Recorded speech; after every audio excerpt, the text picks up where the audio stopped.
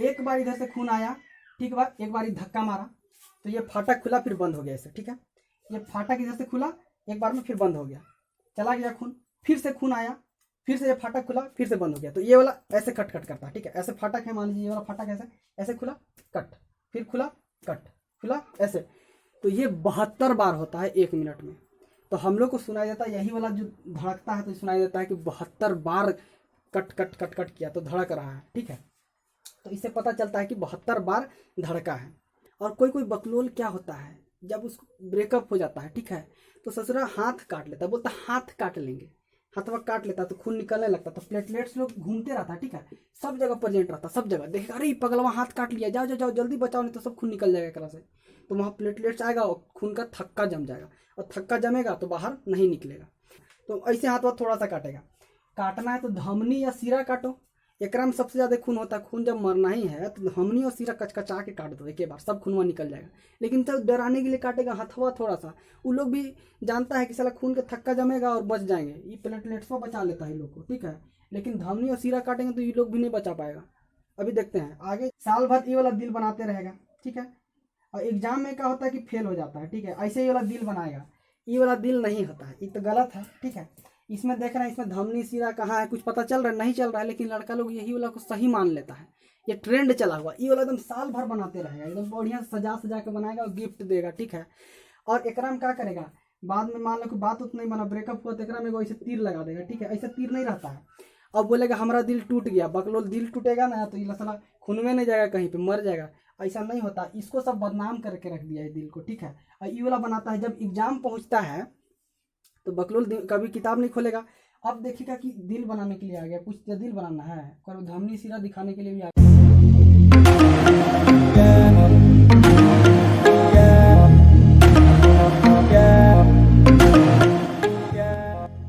पिछली कक्षा में हमने फुसफुस के बारे में पढ़ा था, फेफड़ा, मतलब फेफड़ा के बारे में पढ़ा था कि कैसे काम करता है, ठीक है।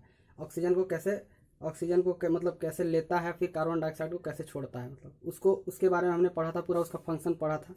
आज हमको पढ़ना है, हम जानते हैं कि रुधिर जो होता है वो पूरे शरीर में सभी कोशिकाओं तक भोजन को पहुंचाने में कार्य करता है, ऑक्सीजन को पहुंचाता है, कार्बन डाइऑक्साइड को वहां से लाता है, नाइट्रोजनी वर्ज्य पदार्थ जो होते हैं उनको वहां तक पहुंचाता है। तो ये सारा काम करता है कौन, करता है रुधिर। और रुधिर ये काम कैसे कर पाता है, क्योंकि उसमें प्लाज्मा स्थित रहता है, ठीक है। रुधिर में क्या होता है, प्लाज्मा रहता है। अब प्लाज्मा क्या करता है, प्लाज्मा में क्या होता है, कोशिकाएं निलंबित होती हैं, जो कोशिकाएं क्या करती हैं कि ऑक्सीजन को लेकर सारे सेल्स तक, सारे कोशिकाओं तक पहुंचाता है, भोजन को लेकर के सारे कोशिकाओं तक पहुंचाता है, ठीक है। लेकिन इसके साथ दिक्कत क्या हो जाता है कि जैसे कि मान लीजिए कि जो रुधिर है, खून है, ठीक है, ब्लड जिसको बोलते हैं हम लोग, जो रुधिर है उसको शरीर के सारे कोशिकाओं तक जाने के लिए कुछ बल का आवश्यकता पड़ता है, ठीक है। वो मतलब डायरेक्ट नहीं जा सकता है, उसको क्या चाहिए, ताकत चाहिए, कोई इस पर ताकत लगाएगा तो वहां तक पहुंचाएगा तब जाएगा, लेकिन ऐसे खुद से नहीं जा सकता है। हम लोग खुद देख सकते हैं, हम लोग का शरीर जो है, मान लीजिए कि यहाँ ऊपर है, माथा है, वो नीचे गोड़ है, हाथ है, तो माथा तक जाने के लिए उधर ढकेलना होगा कि नहीं, धक्का लगाना होगा। नीचे जाने के लिए तो चलिए यहाँ से मान लीजिए आराम से जा सकता है, लेकिन फिर नीचे से खून को वापस लाने के लिए भी तो जरूरत होता है, हाथ में हाथ में भेजना है तो धक्का देना होगा। अब क्या होता है देखिए, अब हमको वैसा धक्का देने वाला का जरूरत पड़ता है। तो जो धक्का देने का काम करता है उसी को बोलते हैं हम लोग, क्या बोलते हैं, हृदय बोलते हैं, ठीक है। हृदय दिल होता है, ठीक है, इसको हार्ट बोलते हैं। तो ये क्या काम करता है, जैसे कि फेफड़ा जो फुसफुस है, फेफड़ा, वहाँ पे ऑक्सीजन आया, ठीक, हम सांस लिए, ऑक्सीजन अंदर गया, ऑक्सीजन को वहां से लेकर के पूरे कोशिकाओं तक पहुंचाने का कार्य कौन करता है, दिल करता है। किसके माध्यम से, रुधिर के माध्यम से। और रुधिर को कौन धक्का देता है, दिल धक्का देता है। तो आज हमको क्या करना है कि पूरा हृदय का जो फंक्शन है एकदम बहुत बढ़िया से समझना है कि कैसे उस ब्लड तक पहुंचाता है, इसका जो बनावट है, ऐसा क्यों है, क्यों ऐसा बनाया गया है, मतलब हर एक चीज पर चर्चा करेंगे, इसके सबके पीछे पूरा लॉजिक है, ठीक है। तो इसी के बारे में भी देखना है, समझना है। उसके बाद हम सिराओं के बारे में पढ़ेंगे, जैसे सिरा, धमनी, और इसके जो रक्षक होते हैं, जैसे कि हम हाथ में कट जाता है कभी कभी तो खून निकलना खुद से बंद हो जाता है, थक्का जम जाता है, उसके बारे में भी देखेंगे। सबसे पहले इसको देख लेते हैं, ठीक है। इसको तो असली जो दिल होता है ई वाला होता है, ठीक है, ऐसे दिखता है। ये ई वाला जो दिल बनाता है सब ऐसे वाला, ई वाला गलत बनाता है, ठीक है, ये दिल नहीं है। असली जो दिल दिखता है इस तरह से दिखता है, अब देखिए इसमें इसको 4 भाग में बांटा गया है, 4 गो चेम्बर बना दिया है इसको। इसका 4 चेम्बर किस लिए बनाया है इसको भी समझते हैं। हम लोग जो आदमी लोग हैं, इन लोग हम लोग को ज़्यादा बल का आवश्यकता होता है, ज़्यादा ऊर्जा का आवश्यकता होता है, ठीक है। तो हम क्या चाहते हैं कि खून क्या काम करता है, जैसे कि फुसफुस, जैसे कि फेफड़ा में आता है ऑक्सीजन, तो वहाँ से खून क्या करता है, ऑक्सीजन को ले लेता है और वो ऑक्सीजनवा को सीधे कहाँ पहुँचाएगा, सब कोशिकाओं तक, हाथ में पहुँचाएगा, गोड़ में पहुँचाएगा, माथा में पहुँचाएगा, पेट में पहुँचाएगा, इधर आगे पीछे दाएं बाएं सगरे पहुँचाएगा, ठीक है। अब पहुँचाने के लिए सिमिलर वे में पहुँचाता भी है, दूसरा काम क्या करता है, लाता भी है। क्या लाता है, जैसे कि हम जब हवा मतलब सांस छोड़ते हैं, बाहर छोड़ते हैं, तो क्या निकलता है, कार्बन डाइऑक्साइड निकलता है। तो जो कार्बन डाइऑक्साइड हवा को कैसे, कहाँ से निकलता है, वो ससुरा यहाँ से निकलता है, फेफड़वा से निकलता है, और फेफड़ा तक लाने का काम कौन करता है, उसका काम भी खून में करता है, ठीक है, रुधिर करता है। तो ले जाने और लाने का काम करता है रुधिर। अब देखिए दो चीज़ हो गया यहाँ पे।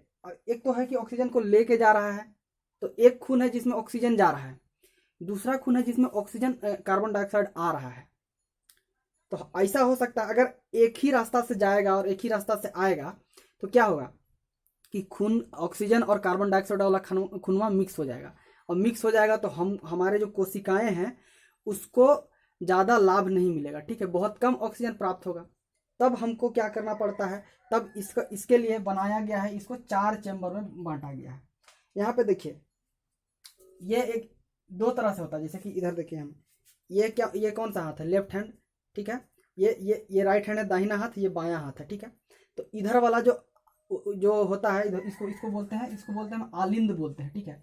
ऊपर वाला को बोलते हैं आलिंद। 4 चैम्बर है, ऊपर वाला जो चैम्बर है इसका, इधर वाला बायां साइड वाला चैम्बर को क्या बोलते हैं, बायां आलिंद, ठीक है, बायां आलिंद। ये ऊपर वाला चैम्बर है, एक हो गया। चैम्बर नंबर 2 ये वाला हो गया, वो बायां साइड होता है, नीचे होता है वो, इसको बोलते हैं निलय, ठीक है, ये हो गया निलय। अब वही हो गया दाहिना साइड, इधर क्या हो गया, ये नीचे है तो ये निलय, ऊपर ये वाला है आलिंद है। अब यहाँ पे आपको समझ में आ गया है कि ये हो गया, ये आलिंद, निलय, बायां आलिंद, ठीक है, बायां निलय, दाहिना निलय, दाहिना आलिंद। अब इन लोगों का काम क्या होता है, यहाँ पे इन लोगों का देखिएगा बनावट कैसा है, इसको बनाया कैसे गया, देखिए इसका जगह निलय का जगह ये वाला है, ठीक है, और ऊपर से एक परत रहता है, ठीक है, ये इसमें मांसपेशियासिक रहता है, ये मांस का बना हुआ रहता है। अब इसमें एक चीज देखिए कि इधर का जो मांस है ये पतला है, ठीक है, ज्यादा मोटा नहीं है, कम है, लेकिन इधर का मांस ज्यादा मोटा है। ऐसा क्यों होता है, इसको आप समझते हैं क्यों होता है। सबसे पहला काम, ससुरा जो ऑक्सीजनवा जो होता है, मान लीजिए कि यहाँ ये फुसफुस है, ठीक है, ये फुसफुस का सिरा है, यहाँ से आ रहा है खून, यहाँ पे आएगा, ठीक है, किससे आता है, फुसफुस से। खून जो यहाँ से आता है फुसफुस सिराए से कहाँ तक आता है, ये आएगा सीधे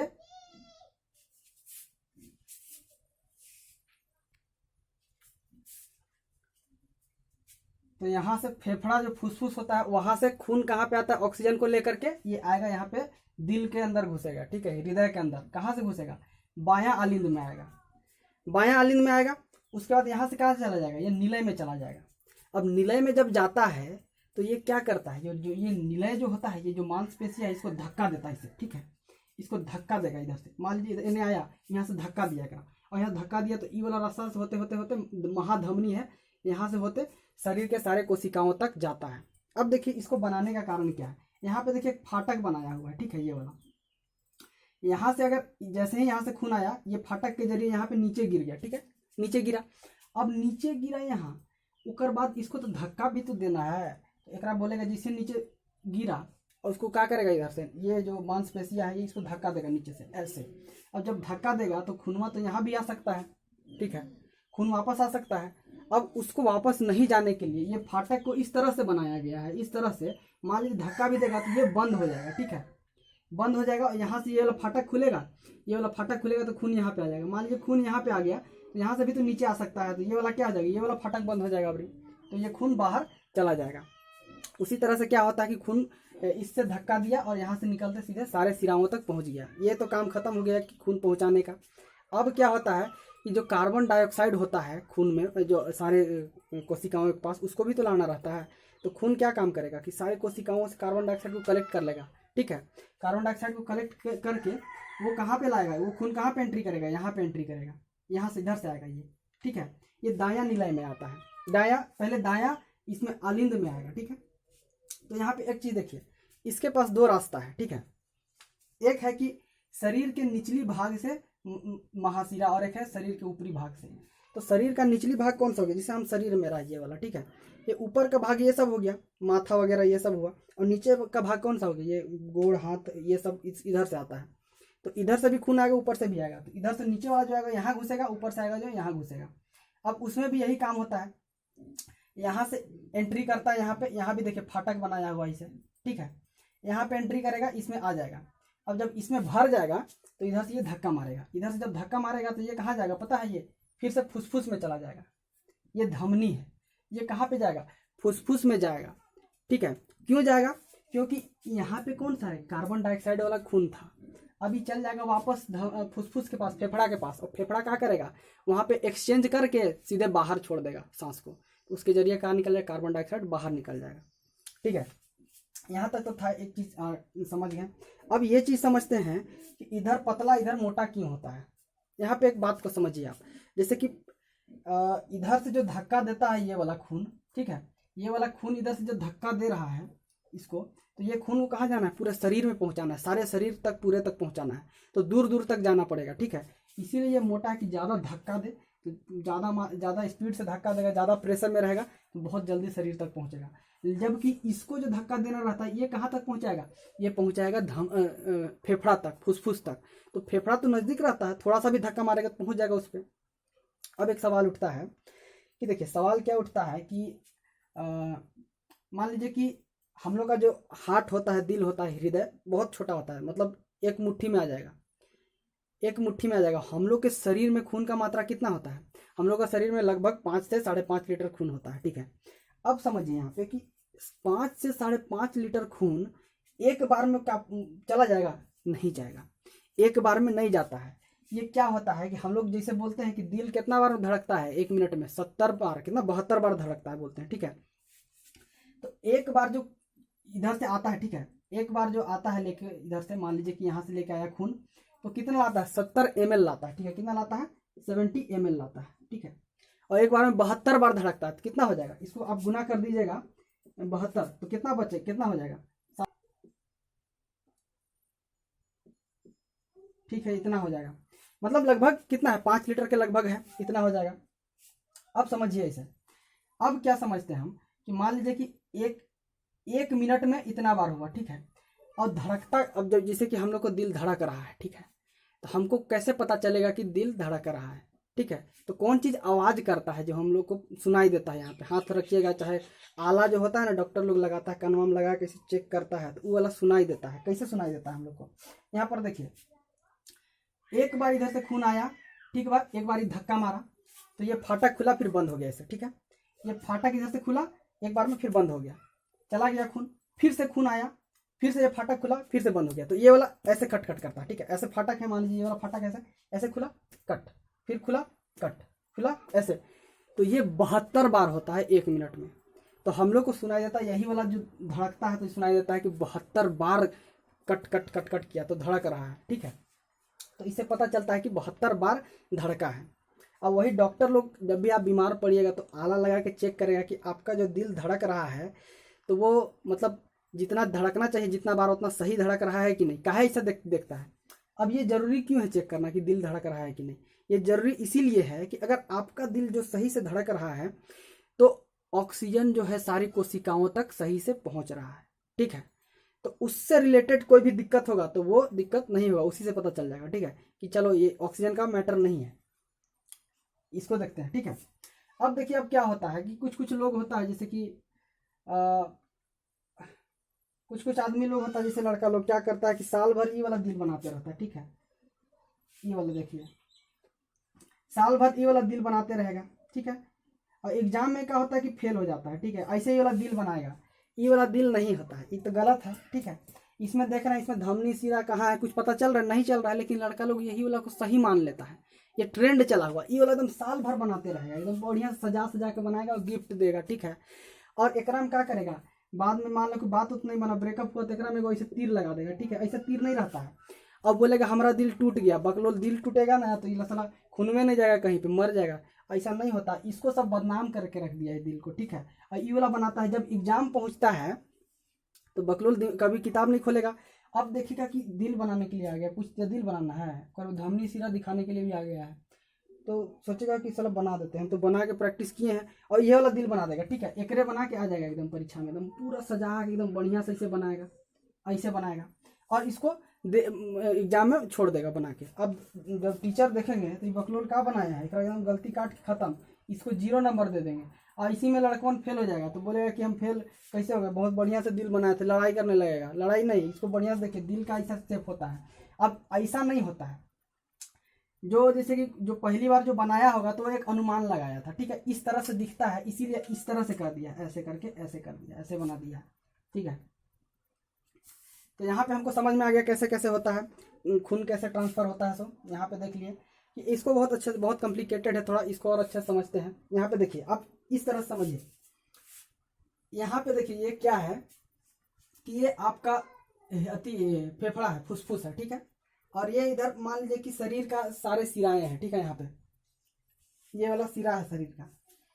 तो देखिए खून इधर से जा रहा है, ठीक है, देखिए यहाँ से जितना सारे शरीर का जितना सारा सेल्स है, क्या बोलते हैं उसको, सेल, तो इधर से खून जा रहा है, ठीक है, इधर से यहाँ पे खून जा रहा है, यहाँ पे खून आया, यहाँ से आया, इधर से खून जाता है, फिर यहाँ से जाके फेफड़ा में, फिर से हृदय में चला जाता है वापस।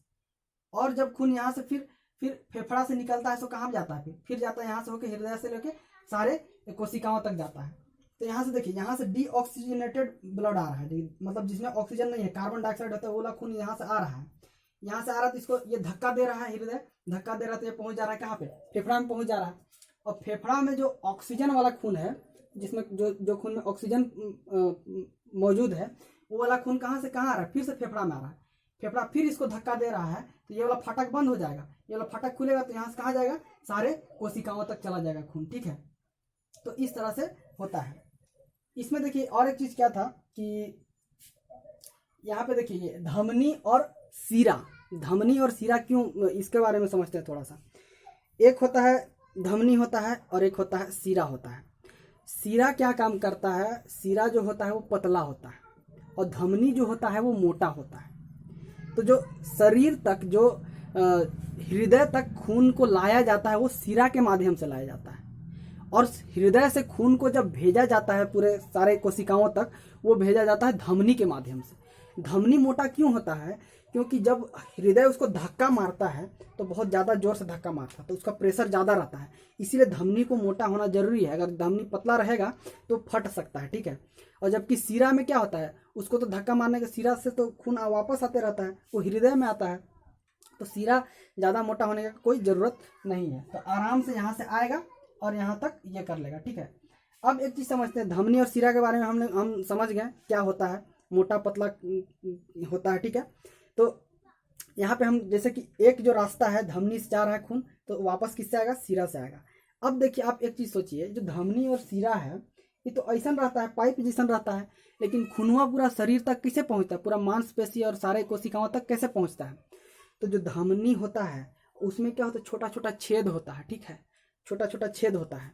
और वो वाला क्या करता है, छेदवा बहुत छोटा छोटा रहता है, तो जैसे जैसे खून जाते रहता है उसी से छोटा छोटा छिद्र से खून बाहर निकलते रहता है, और खून जो बाहर निकलता है वो क्या करता है, सारी कोशिकाओं तक पहुंचता है, ठीक है। इस तरह से काम करता है।